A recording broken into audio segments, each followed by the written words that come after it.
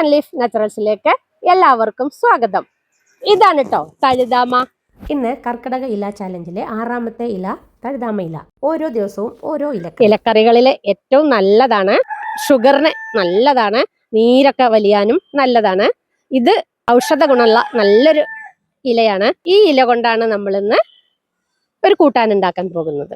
ഇതിൽ നമുക്ക് തഴുതാമയുടെ ഗുണങ്ങളും അറിയാം. അപ്പൊ ഇതാ കുറെ തഴുതാമ കിട്ടിയിട്ടുണ്ട് കേട്ടോ. ഇത് നിലത്തുനിന്ന് ഇങ്ങനെ പതിഞ്ഞ് കിടക്കായിരിക്കും, കണ്ടോ? ഇതിന്റെ ഇല ഇങ്ങനെ നുള്ളിയെടുക്കണം, ഓരോന്നായിട്ട് ഇങ്ങനെ നുള്ളിയെടുത്തിട്ടാണ് വെക്കുക, കണ്ട. തഴുതാമ, ഇതിന് പുനർനവ എന്നും പറയും. ഇതുകൊണ്ടുള്ള തോരൻ ആരോഗ്യകരവും രുചിയുമുള്ള ഒരു നാടൻ വിഭവമാണ്. ഇതിങ്ങനെ മണ്ണിൽ പറ്റി പടർന്നാണ് വളരുന്നത്. ഇതിൻ്റെ വേരാണ് ഔഷധത്തിൽ ഏറ്റവും പ്രധാനം. പുനർനവ എന്ന പേരിൽ അറിയപ്പെടുന്നത് വേരാണ്. ഇങ്ങനെ ഓരോ ഇലകളായി നുള്ളിയെടുക്കണം. ഇതിൻ്റെ ഇല കൊണ്ട് തോരൻ മാത്രമല്ല, സൂപ്പ്, ചമ്മന്തി, ഉപ്പേരി, കറികൾ എന്നിവയെല്ലാം ഉണ്ടാക്കാം. ഇതിൻ്റെ പൂവ് അലങ്കാരത്തിനും ഇടാം. നല്ല പോലെ ചീത്തയായ ഇലകളുണ്ടെങ്കിൽ കളയാം. കണ്ടോ, ഇതൊക്കെ കുറച്ചൊക്കെ നല്ലതാണ്. ഇതിലുണ്ടോ വലിയ ഇലയുണ്ട്, കുഞ്ഞു കുഞ്ഞു ഇലകളുണ്ട്, ഒന്നും കളയണ്ട. മുഴുവൻ ഇലകളും നുള്ളിയെടുത്ത് ഈ കൊട്ട നിറയെ കിട്ടിയിട്ടുണ്ട്. ഇനി ഇത് നന്നായിട്ടൊന്ന് കഴുകിയെടുക്കണം. ഇത് നിലത്ത് പടരുന്നതല്ലേ, നല്ല മണ്ണുണ്ടാകും, ചളിയും എല്ലാം ഉണ്ടാകും. അതുകൊണ്ട് ആദ്യം ഒന്ന് കഴുകി കളഞ്ഞതിന് ശേഷം വീണ്ടും വെള്ളമൊഴിച്ച് കുറച്ച് മഞ്ഞൾപ്പൊടി ഇട്ട് വെക്കുക. കുറച്ച് സമയം അവിടെ ഇരിക്കട്ടെ. ചെളി ഉണ്ടെങ്കിൽ ഇളകി വരും, പ്രാണികളും എല്ലാം ഉണ്ടെങ്കിൽ പോകും. 2 തവണ കൂടി നല്ല പോലെ ഒന്ന് ഒലുമ്പി കഴുകി അരിപ്പയിലേക്കിട്ട് വെള്ളം വാലാൻ വെക്കുക. ഔഷധ ഗുണങ്ങൾക്ക് പേര് കേട്ട സസ്യമാണ് തഴുതാമ. ഇത് മൂത്രാശയക്കല്ല്, മൂത്രതടസ്സം തുടങ്ങിയ പ്രശ്നങ്ങൾക്ക് ഗുണകരമാണ്. വൃക്കയുടെ പ്രവർത്തനം ഉത്തേജിപ്പിക്കും. നല്ല പോലെ വെള്ളം വാർന്ന ശേഷം അരിഞ്ഞെടുക്കണം. കുറച്ച് ചെറുതാക്കി അരിയാം. ഇതിൽ omega-3 ഫാറ്റി ആസിഡ് ധാരാളമുണ്ട്. അതുകൊണ്ട് കൊളസ്ട്രോൾ നിയന്ത്രിച്ച് ഹൃദയത്തെ സംരക്ഷിക്കും. വിറ്റാമിൻ എ, സി, ആൻറ്റി ഓക്സിഡൻറ്റുകൾ എന്നിവ അടങ്ങിയതിനാൽ രോഗപ്രതിരോധ ശേഷിയും വർദ്ധിപ്പിക്കും. നാരുകൾ അടങ്ങിയതുകൊണ്ട് മലബന്ധം കുറയ്ക്കാനും ആമാശയം വൃത്തിയാക്കാനും സഹായിക്കും. ഹൈപ്പോ പ്രൊട്ടക്റ്റീവ് ഗുണമുള്ളതുകൊണ്ട് കരളിനെ സംരക്ഷിക്കുന്നു. കഫക്കെട്ട്, ആസ്തമ, ചുമ തുടങ്ങിയ ശ്വാസകോശ പ്രശ്നങ്ങൾക്ക് ആശ്വാസം നൽകും. സമ്മർദ്ദം കുറയ്ക്കാനും സഹായിക്കും. തഴുതാമക്ക് ഇനിയും പല ഗുണങ്ങളുമുണ്ട്. രക്തക്കുറവ് പരിഹരിക്കാനും ശരീരത്തിലെ നീർക്കെട്ട് കുറയ്ക്കാനും ഇതിൽ മറ്റ് പോഷകങ്ങളും ഉണ്ട്. പ്രോട്ടീൻ, നാര്, കാൽഷ്യം, ഇരുമ്പ്, പൊട്ടാസ്യം എന്നിവയും അടങ്ങിയിട്ടുണ്ട്. അധിക ആരോഗ്യ ഗുണങ്ങളുമുണ്ട്. രക്തത്തിലെ പഞ്ചസാരയുടെ അളവ് നിയന്ത്രിക്കാൻ സഹായിക്കുന്നത് കൊണ്ട് പ്രമേഹ നിയന്ത്രണത്തിനും നല്ലതാണ്. ആൻറ്റി ഇൻഫ്ലമേറ്ററി ഗുണം സന്ധിവാതത്തിനും പേശീവേദനയ്ക്കും ആശ്വാസം നൽകും. ആൻറ്റി ബാക്ടീരിയൽ ഗുണം മുഖക്കുരു, ചർമ്മരോഗങ്ങൾ എന്നിവ കുറയ്ക്കാൻ സഹായിക്കും. ഇരുമ്പ്, ഫോളേറ്റ് എന്നിവ അടങ്ങിയതിനാൽ ഗർഭിണികൾക്ക് ഗുണകരം. ഔഷധമായി അമിതമാകരുത്. ഇതിൻ്റെ ഇളം പച്ച ഇലകളാണ് കേട്ടോ നല്ലത്. പക്ഷെ നമുക്ക് എല്ലാം എടുക്കേണ്ടി വരും, കാരണം കുറേ അധികം എടുത്താലേ കുറച്ചുണ്ടാവുള്ളൂ. നുള്ളി ഉണ്ടാക്കണ്ടേ. നന്നായി കഴുകി വെള്ളം വാർത്ത് എയർ ടൈറ്റ് ബോക്സിൽ ഫ്രിഡ്ജിൽ 2-3 ദിവസം വേണമെങ്കിൽ നമുക്ക് സൂക്ഷിക്കാം. ഇപ്പോൾ ഇല റെഡിയായി. ഇനി നമുക്കിതിലേക്ക് വേണ്ട സാധനങ്ങൾ എടുക്കാം. അതിനുവേണ്ടി വീട്ടിലുള്ള മുളകാണ് ഞാൻ പറിച്ചെടുക്കുന്നത്. കാന്താരി വേണമെങ്കിലും ചേർക്കാം. നാളികേരം ചിരകിയത് വലിയ 1 കപ്പ്. ചെറിയ ഉള്ളി ഒരു 15 എണ്ണം.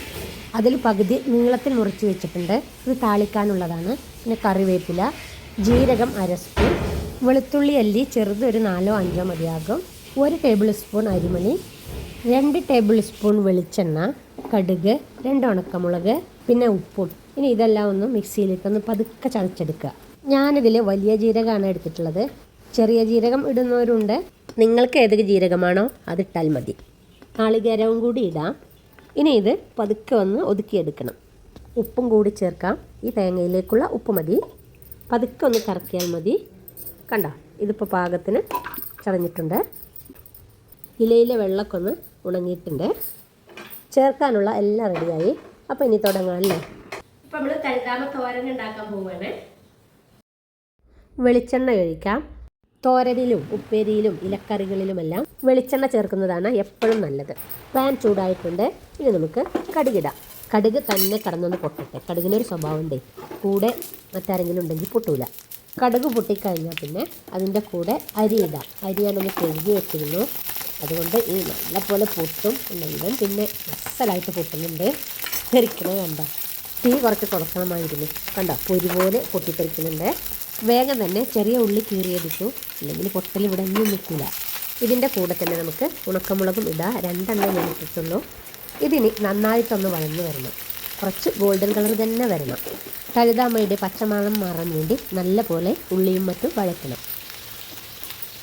ഇതിപ്പോൾ കുറച്ചൊക്കെ ഒന്ന് വഴന്നിട്ടുണ്ട്, കളറും ഒന്ന് മാറിയിട്ടുണ്ട്. ഇനി ഇതിലേക്ക് കുഞ്ഞു സ്പൂണിൽ 1 ടീസ്പൂൺ മഞ്ഞൾപ്പൊടി ഇടാം. മഞ്ഞൾപ്പൊടി കരിയുന്നതിന് മുമ്പ് തന്നെ തഴുതാമയില മുഴുവനും ഇട്ട് നല്ല പോലെ ഇളക്കി മറിച്ച് യോജിപ്പിക്കണം. എല്ലാ ഭാഗത്തും ഉള്ളി മസാല എത്തട്ടെ.